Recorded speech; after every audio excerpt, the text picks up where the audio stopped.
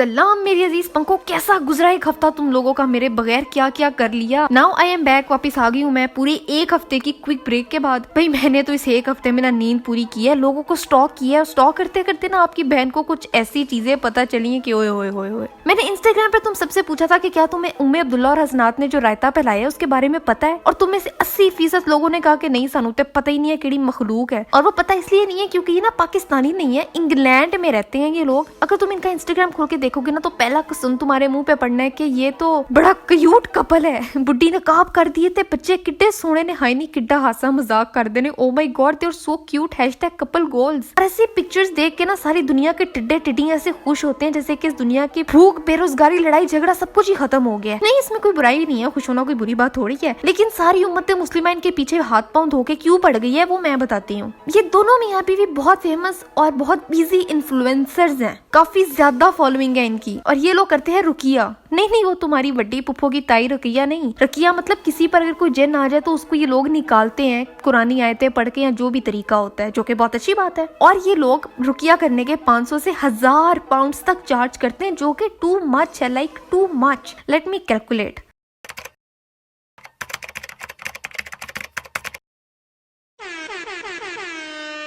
जो कि 1 लाख से ना कोई 2 लाख रुपए बनते हैं। चलो बंदा ये भी दरगुजर कर दे, चलो कोई नहीं, खैर उन्होंने भी तो रोटी खानी है, पेट पालने उन्होंने भी। लेकिन तुम सोचो तुम किसी डॉक्टर के पास जाते हो और तुम उसे अपने पित्ते की पथरी के कंकर बनवा के रिमूव करवाने की कोशिश करते हो, तुम्हें बाद में पता चलता है कि जो गुर्दा बेच के तुमने पित्ते की पथरी निकलवानी थी वो तो उधर की उधर ही, और जिस डॉक्टर से इलाज करवाया वो डॉक्टर है ही नहीं। फिर तो तुम अपना गुर्दा, पित्ता और पित्ते की पथरी पकड़ के उस डॉक्टर को जूते मारने निकलोगे कि नहीं। बस यही वजह है कि इनके पीछे लोग जूते लेके बने हुए हैं, क्योंकि भाई साहब ये जो हसनात है ना वो मुसलमान है ही नहीं, कभी एग्नोस्टिक और कभी एथियस्ट। ये बात इसने खुद मानी है और इसकी दोनों बीवियों ने भी एक्सेप्ट किया है कि अपनी लाइफ के किसी ना किसी टाइम पर एग्नोस्टिक या एथियस्ट था। अब बंदा पूछे कि तू एग्नोस्टिक हो के अल्लाह पर ईमान ना रखते हुए कुरान पढ़ के लोगों पर रुकिया करके उनसे पैसे ले रहा है। ऑन टॉप ऑफ दैट ये भी प्रूव हो चुका है कि जो रुकिया करके वीडियोस यूट्यूब पर अपलोड करते थे वो भी फेक होती थी, कोई जेन्युइन नहीं आए होते थे, सारी एक्टिंग होती थी। हाय कहाँ से आई यार इनमें इतनी अकल। चलो ये भी छोड़ो, इसकी पहली बीवी Umme Abdullah real life Hannah Montana है। याद है बचपन में देखा करते थे हैना मोंटाना, ये रियल लाइफ सीन है। इंस्टाग्राम के एक अकाउंट पे पर्दा करके क्यूट कपल बन के क्रिंजी कैप्शंस पोस्ट करके लड़कियों के लिए रोल मॉडल बनी हुई है, और इंस्टाग्राम के दूसरे अकाउंट पर बेनकाब बेहिजाब क्लबिंग करते हुए अनएप्रोप्रिएट कपड़ों में मॉडलिंग करते हुए दूसरी लाइफ गुजार रही है। अब ये बात कैसे पता चली है मैं डिटेल में नहीं जाऊंगी, इसके बहुत सारी डिटेल्स हैं, इसकी बहुत सारी वीडियोस ऑलरेडी यूट्यूब पर हैं, अगर इंटरेस्टेड हो तो जाके देख लो। लेकिन ये सब भी काफी नहीं था ना, इन्होंने करनी थी हदे क्रॉस। इन्होंने अपनी ऑडियंस से ना चैरिटी के नाम पे 3 लाख पाउंड इकट्ठे किए हैं कि जी हमने ना होमलेस लोगों के लिए चैरिटी इकट्ठी करनी है। लेकिन वो 3 लाख पाउंड कहाँ गए किसी को नहीं पता, वो चैरिटी में नहीं गए, वो कहाँ है, वो कहाँ खर्च हुए, कोई इसके पास एविडेंस नहीं है। और जो बहाना ये बना रहा है इसके पास उसके कोई सबूत भी नहीं है। कितना होता है यार 3 लाख पाउंड,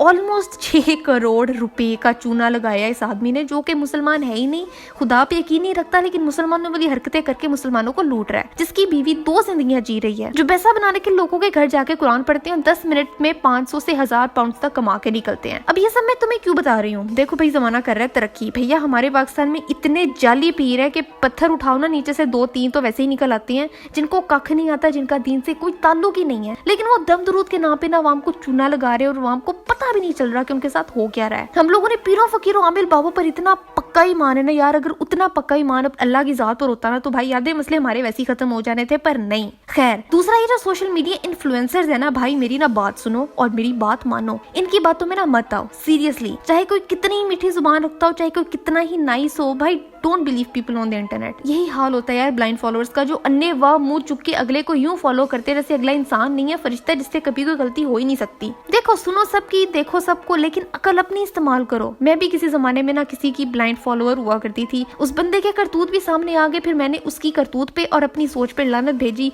और अब आपकी बहन जो है ना वो आंखें खोल के रखती है। यार ये बिग इन्फ्लुएंसर्स में अब कुछ भी नहीं है, चाहे जिसकी कितनी मर्जी बड़ी फॉलोइंग को, लाजमी नहीं है कि वो जो तुम्हें बता रहा है वो ठीक बता रहा है। अभी कितने धोखे खाए हम। गवर्नमेंट अलग धोखा देती है, दोस्त अलग धोखा देते हैं, कोलीग्स अलग चूना लगाते हैं, फिर जब अपना रोना लेके किसी पीर फकीर के पास जाए तो वो अलग से धोखा देता है, इन्फ्लुएंसर्स अलग झूठ बोलते हैं, यूट्यूबर्स अलग चूना लगाते हैं। भाई बंदा कितने टूर जाए। वैसे सही कहा था ना अली जफर ने, ये दुनिया झूठी लोग टूटे रहे। खैर तुम लोग मुझे बताओ कि तुम्हारे अब इस बारे में क्या राय है कि कितना हम इन्फ्लुएंसर्स को आंखें बंद करके फॉलो करना चाहिए। अगर तुम्हारे पास इस इंसिडेंट से रिलेटेड कोई इंसिडेंट का तुम्हें अगर पता है तो मुझे कमेंट्स में बताओ, मुझे सुनने में बड़ा इंटरेस्ट है। और आज के लिए बस इतना ही था। It's really good to be back. बड़ा अच्छा लगा मुझे वापस आके। मेरी लास्ट वीडियो है यहाँ देखो, सब्सक्राइब यहाँ करो। मेरा दूसरा चैनल गोल रोटी, उसको भी सब्सक्राइब करो।